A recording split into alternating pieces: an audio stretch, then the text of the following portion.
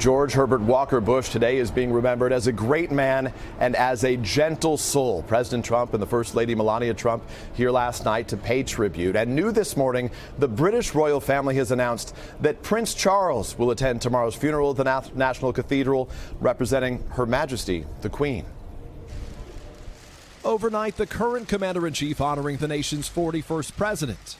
Inside the Capitol, President Trump and the First Lady paying their respects to George Herbert Walker Bush. President Trump offering a respectful salute to the late president's flag-draped casket lying in state. Like the Trumps, members of the public coming to say their goodbyes. As the sun set over Washington Monday, President Bush's coffin arrived at the Capitol. A hero's welcome heralded by cannons and a 21-gun salute.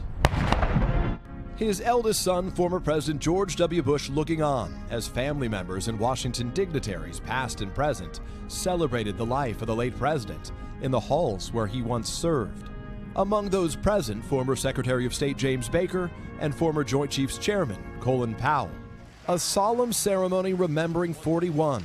Vice President Pence offering condolences on behalf of a grateful nation. While he was known as the quiet man, it was not for lack of nerve or daring, for in all of his 94 years, President Bush never lost his love of adventure, and he never failed to answer the call to serve his country. Sentiments echoed by the Speaker of the House, Paul Ryan. He reached the heights of power with uncommon humility. He made monumental contributions to freedom with a fundamental decency that resonates across generations. The decorated World War II fighter pilot making his last trip to Washington on this Air Force One jet, flying under the call sign Special Air Mission 41. And joining the late president en route to Joint Base Andrews, his service dog Sully, now likely to go to Walter Reed, answering the call for other veterans. And I'm told that Sully will make a stop at the Capitol at some point today.